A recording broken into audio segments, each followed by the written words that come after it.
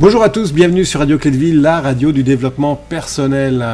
Comme d'habitude, nous sommes avec le fantastique, le merveilleux, le charismatique Michel Poulard. Bonjour Michel. Oui, bonjour. Bon, il faut que tu arrêtes quand même de me présenter comme ça parce que là, franchement, il y a trop de superlatifs. Ou alors il faut en ajouter un peu plus. Mais là, c'est où tu continues ou tu t'arrêtes. Mais... il limite un peu trop peu alors. Hein. Bon. Non.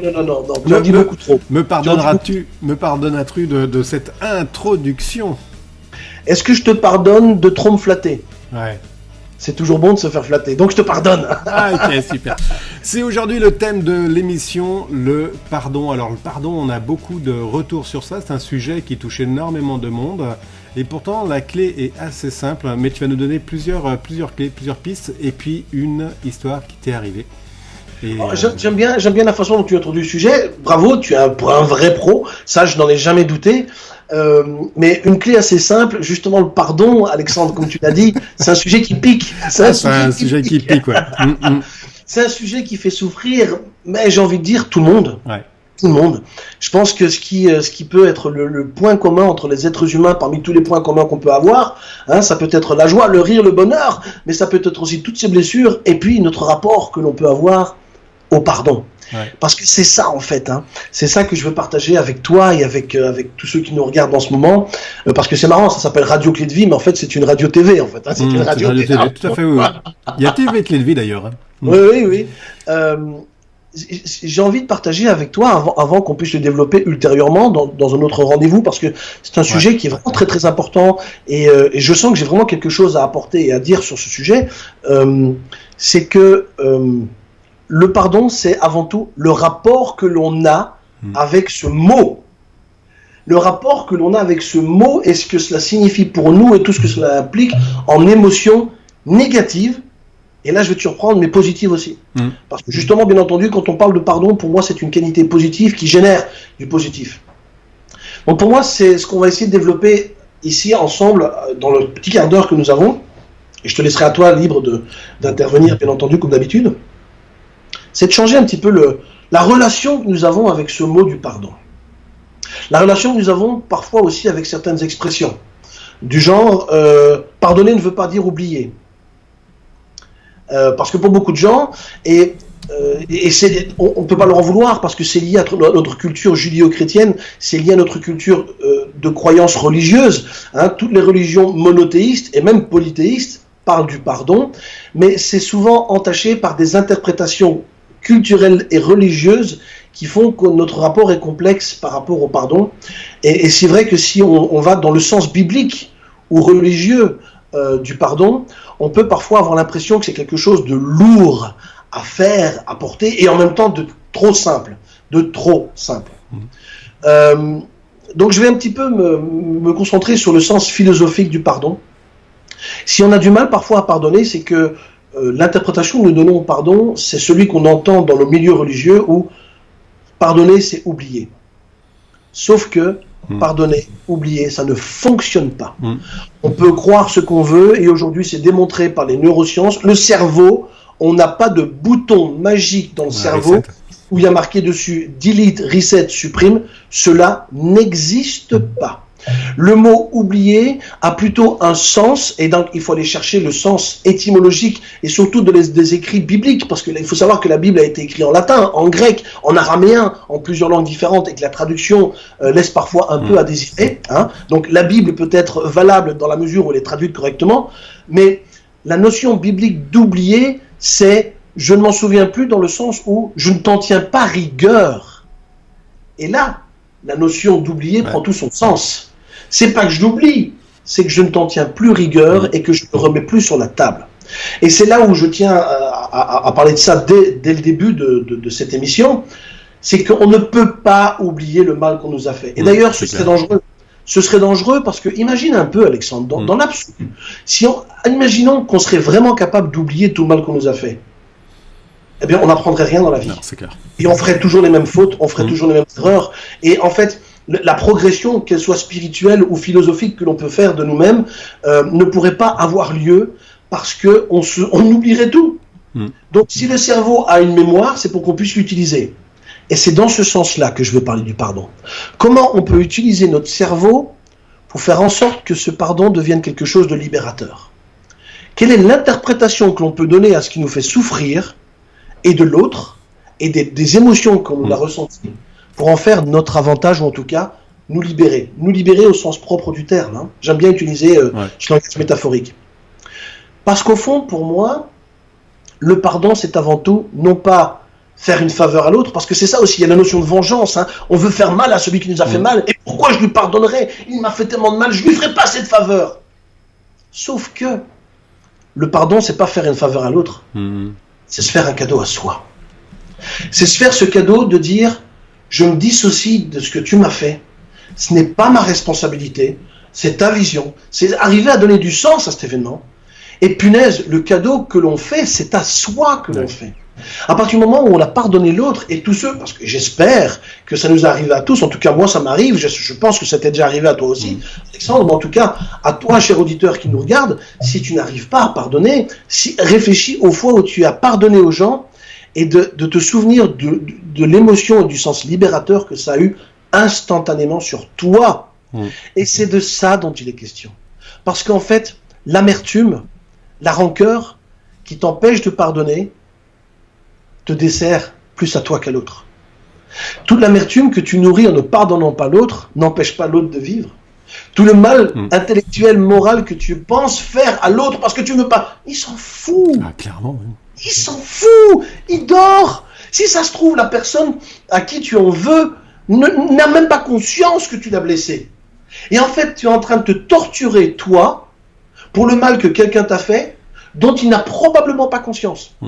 Parce qu'au fond, quand on y réfléchit encore, quand on essaye d'être terre à terre et quand on essaye d'être rationnel, quand on arrive à se réconcilier avec les gens, et quand on arrive à discuter, on se rend compte, premièrement, déjà qu'on disait la même chose, mais qu'on se comprenait mal parce qu'on est trucs de moment, que l'autre sortait d'un bon principe. Il vous aime, et il a voulu vous avertir, ou il a voulu par amour. Et c'est juste qu'il l'a fait avec maladresse. Hein, donc voilà, c'est qu'il a été. Donc je le disais, hein, que les autres sont plutôt maladroits. Je le disais dans l'émission précédente, dans la gentillesse, c'est qu'on se rend compte qu'on a souvent eu affaire à de la maladresse et qu'on s'est torturé à cause d'un malentendu ou d'un incompris. Mais le pardon, c'est avant tout un cadeau qu'on se fait à soi. Je voulais juste illustrer ça avec une histoire. Bien entendu, j'ai vécu des histoires comme toi, Alexandre, comme ceux qui nous regardent, où j'ai dû faire face à cette question dramatique, je pardonne ou pas? C'est grave, c'est trop grave pour pardonner ou pas? En fait, la leçon, avant de raconter cette histoire, c'est que la décision nous appartient à tous. Que ce soit grave ou pas, c'est vous qui décidez. Il n'y a jamais autant de gravité que vous ne le décidez vous-même. Lisez suffisamment d'histoires inspirantes de gens qui ont souffert de meurtre, par exemple. Vous savez, on a tué un enfant, on a tué... Et ces gens arrivent profondément à les pardonner. Des gens qui pardonnent. Le pardon est un choix. Ouais, clairement. Et ça, c'est important à comprendre. C'est pas un fardeau que la vie nous inflige, c'est un choix. Et maintenant, ce choix, je vais vous l'illustrer. C'est que il y a une époque dans ma vie, j'ai habité pendant 12 ans aux Pays-Bas, en Hollande.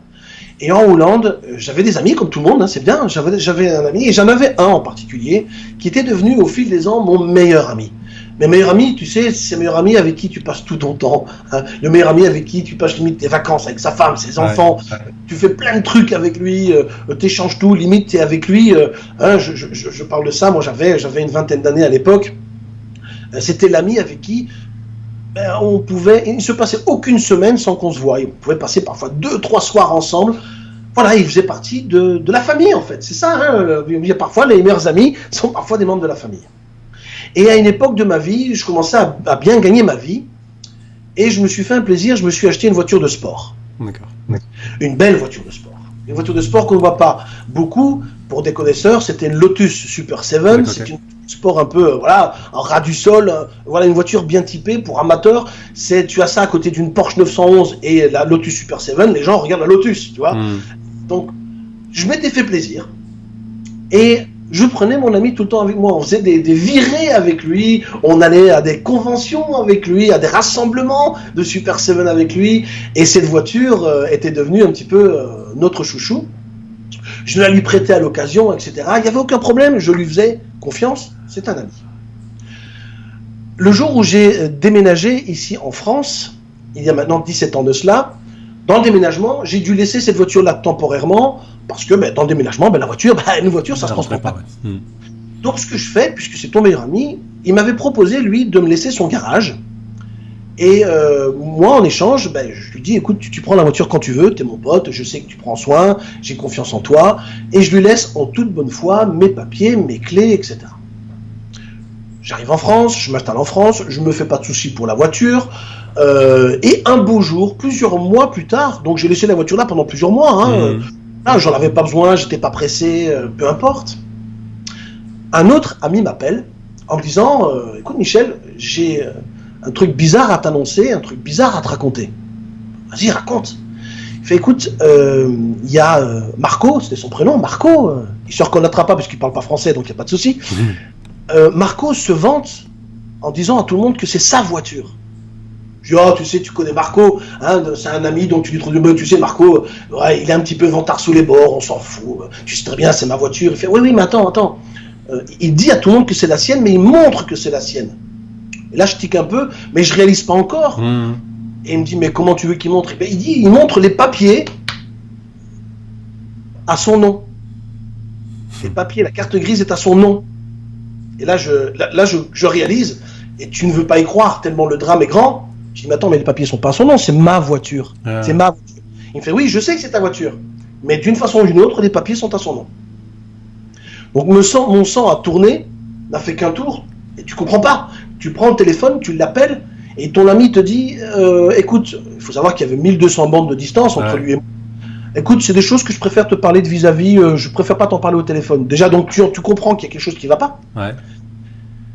Et là, tu as la colère qui prend le dessus, je raccroche, et je monte dans ma voiture et je roule toute la nuit. Et en roulant toute la nuit, le lendemain matin, première heure, j'étais devant chez lui, donc il s'y attendait pas. Et donc j'ai eu toute la nuit pour faire grandir cette colère, parce que j'avais compris qu'il y avait un truc qui n'était pas. Donc j'arrive en colère, t'imagines, j'avais 12 heures de route. J'arrive là, en colère, il me fait rentrer, et pour raccourcir un peu l'histoire, qui est longue bien entendu, eh bien il s'avère qu'il m'a volé la voiture, avec un grand sourire, sans aucun scrupule, parce que pour lui, j'avais suffisamment d'argent pour m'en acheter une autre. Donc en fait, tu te retrouves avec un sentiment de trahison, et puis tu te demandes, mais comment ça se fait qu'il a pu me voler la voiture?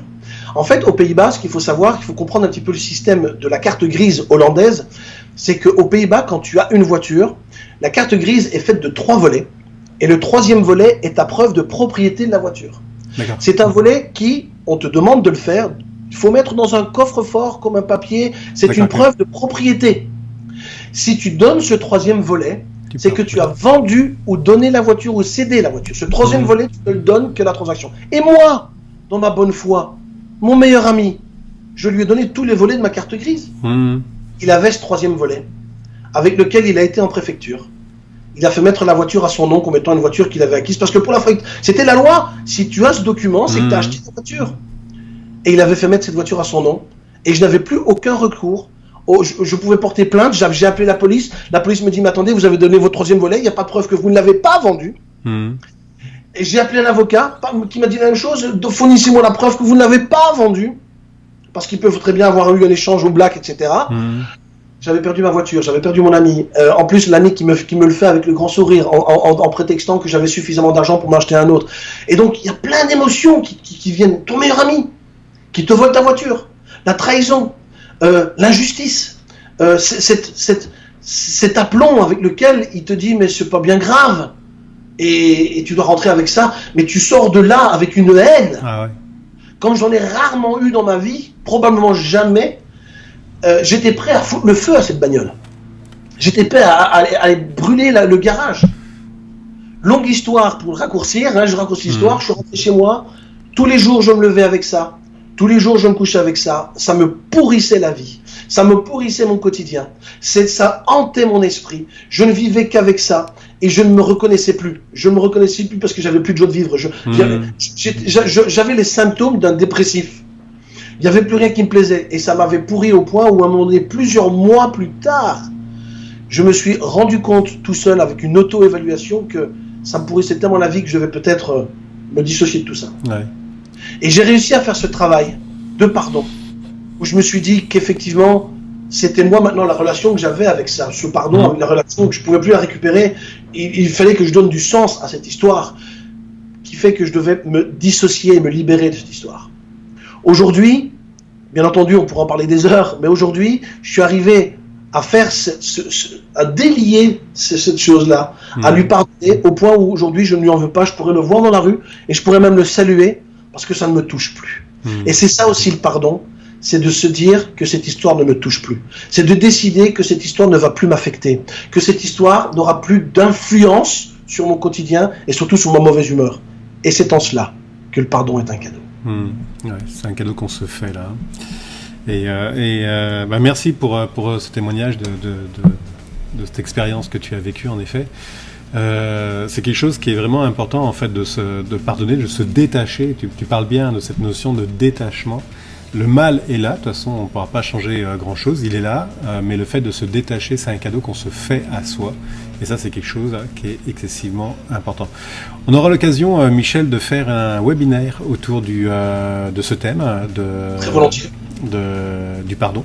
Et on aura l'occasion justement d'échanger avec les auditeurs qui nous suivent. Donc la date viendra. Michel, on va arrêter là parce que ça fait déjà 16 minutes. Je te remercie beaucoup. Ça passe vite le temps. Oui. Et on se retrouve pour tout simplement la prochaine émission. Et à tous, si vous avez des commentaires justement sur le pardon, etc., n'hésitez pas à les marquer en dessous et à partager cette vidéo si elle vous a servi. Michel, encore un grand merci. Puis on se retrouve pour la prochaine émission. Bye bye. À très bientôt.